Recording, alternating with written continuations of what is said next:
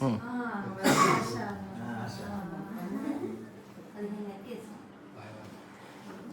అందరికీ సంక్రాంతి శుభాకాంక్షలు. ఈరోజు నిన్న భోగి బాగా జరుపుకున్నాము, కాకపోతే కొంతమంది నిన్న మిస్ అయినందుకు వాళ్ళు ఈరోజు వచ్చినందుకు మాకు చాలా సంతోషంగా ఉంది.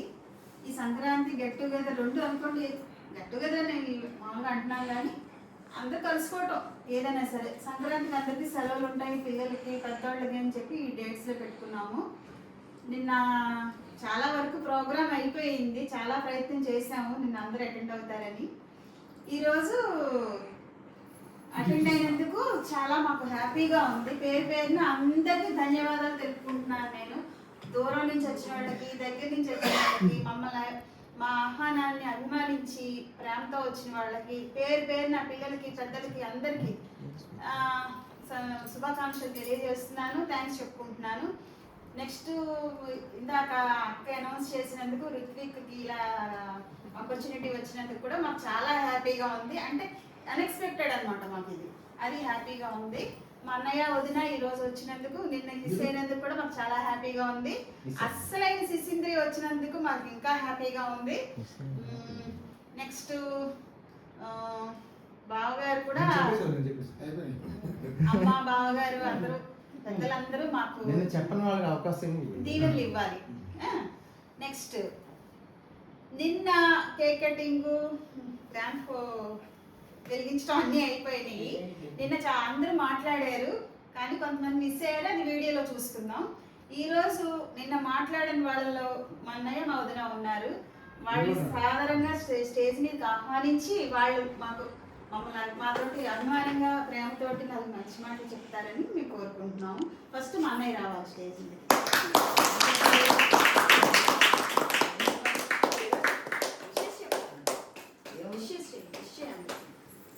అందరికీ సంక్రాంతి శుభాకాంక్షలు.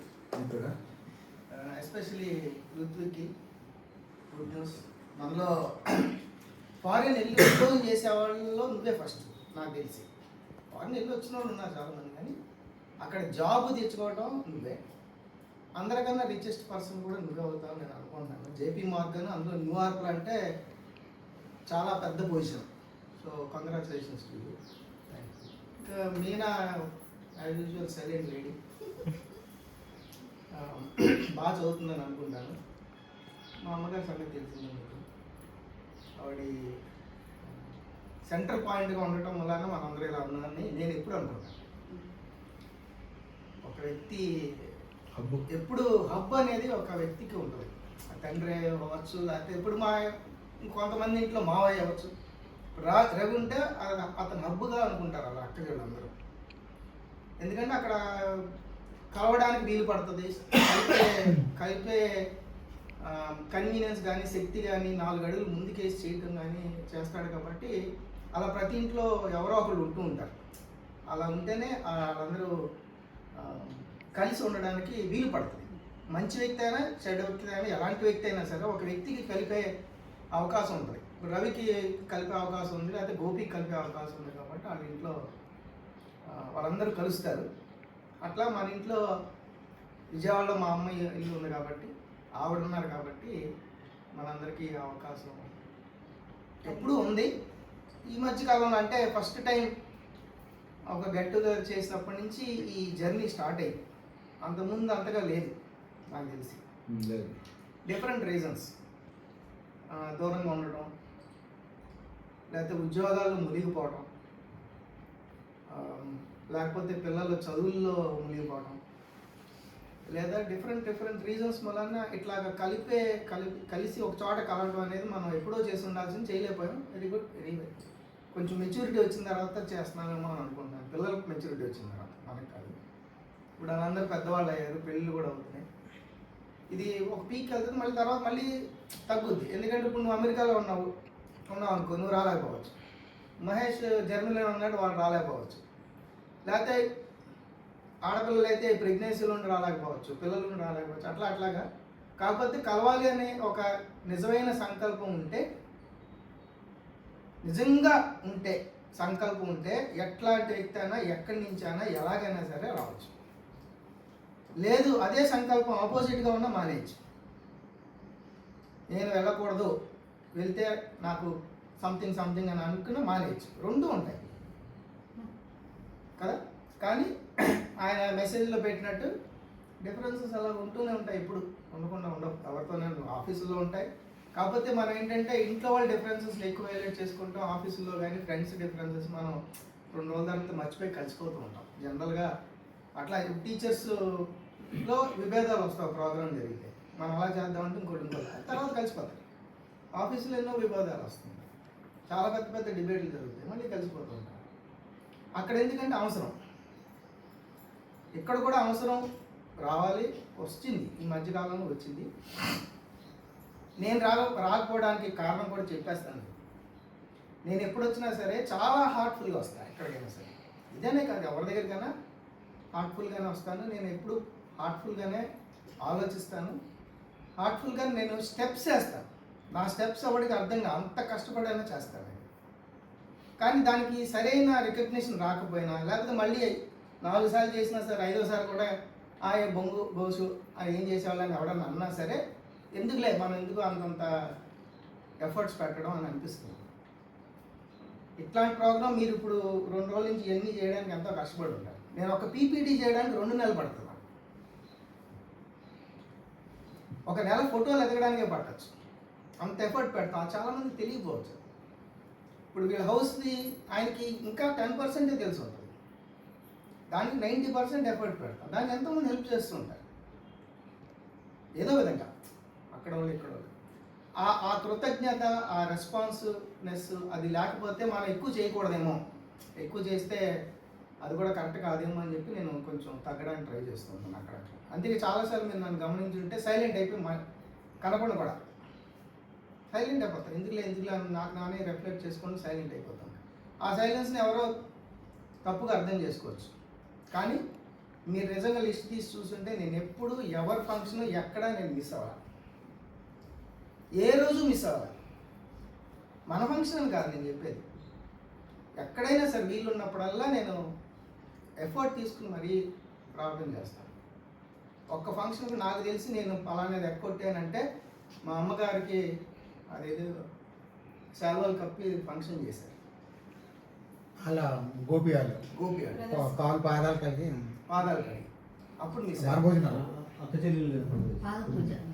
అప్పుడు మిస్ అయ్యారు. లేకపోతే ఏదైనా డిఫరెంట్ రీజన్స్ యూఎస్లో ఉన్నప్పుడు అటు అలాంటి ఎప్పుడైనా మిస్ అయింది తప్ప పర్పస్ఫుల్గా ఇంటెన్షనల్గా మిస్ అయిన ప్రోగ్రామ్ ఇది లేదు నేను ఇప్పటివరకు. అంటే మన ఇంట్లోనే కదా, బయట కూడా నన్ను ఎవడో పిలుస్తాడు పెళ్ళికి అయినా సరే వెళ్తా, ఎంత దూరమైనా వెళ్ళిపోతా.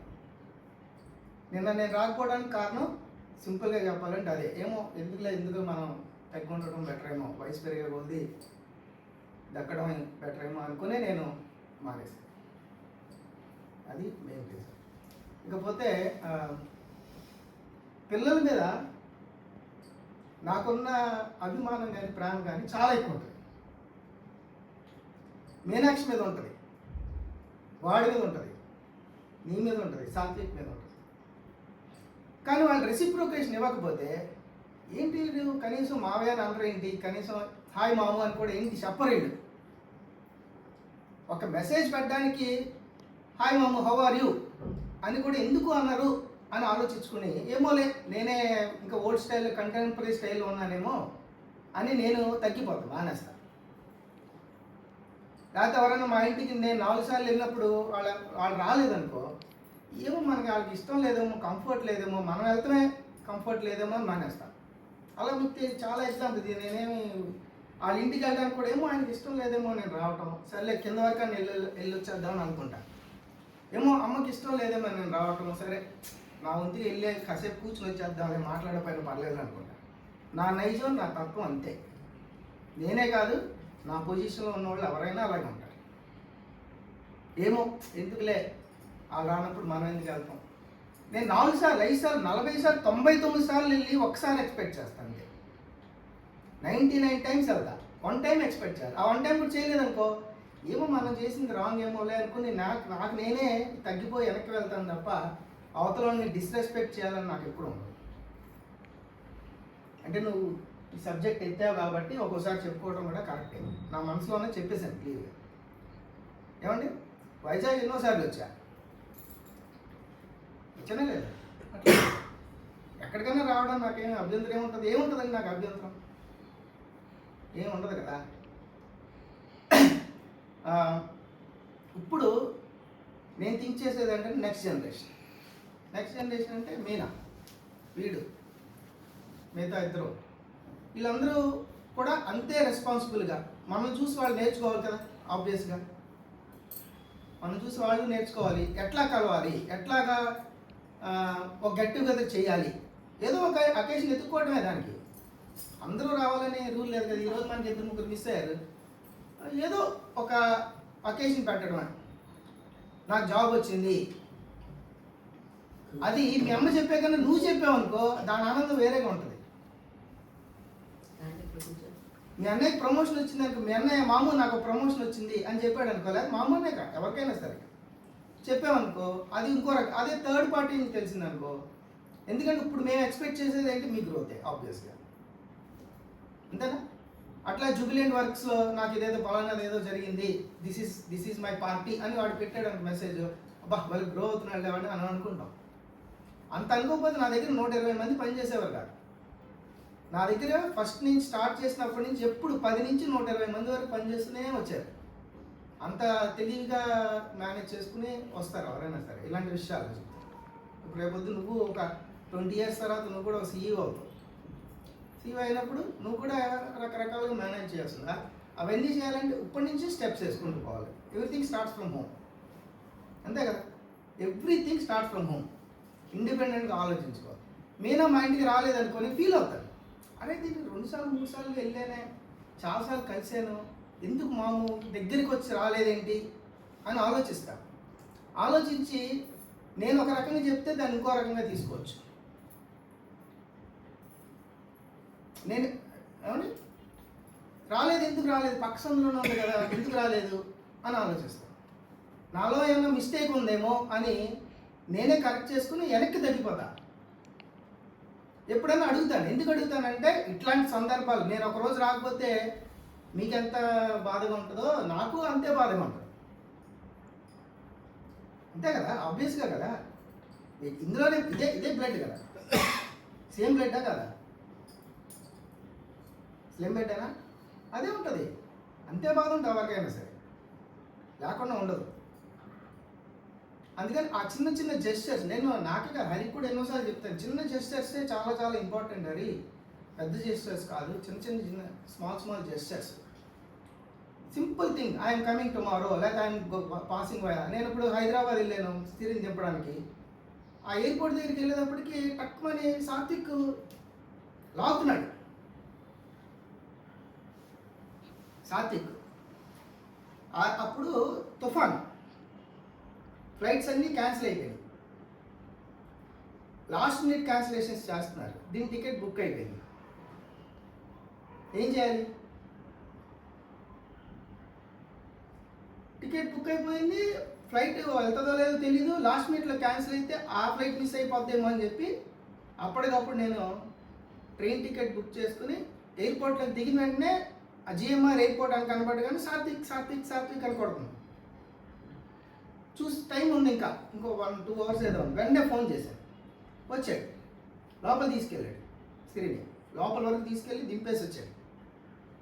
తర్వాత మామూలు నాతో పాటు రా అన్నాడు. నేను ఎలా రానురా మీ ఇంటికి, మరి అట్లా నువ్వు బస్సులో వెళ్తా, వాళ్ళ ఆఫీస్ బస్సులో వెళ్తాడు. ఎప్పుడైతే వర్షం తుఫాన్ అన్నమాట, హెవీ సైకిల్ అన్న టైంలో అన్నీ అయిపోయినాయి. వచ్చామమ్మ ఎలా లాగన్నాడు. నేను ఆబ్వియస్గా నీకు తెలుసు కదా మీనా, నేను వ్యంగ్గా ఉంటాను. ఆడి బస్సు ఎక్కేసాను, వాళ్ళ ఆఫీస్ బస్సు ఎక్కేసాను. ఎక్కి కూర్చున్నాను, వెళ్ళాను, ఏదో బిర్యానీ ఏదో పెట్టారు, ఇక్కడ వరకు ఉంది వాటర్, మొత్తం తడిసిపోయింది కింద వరకు.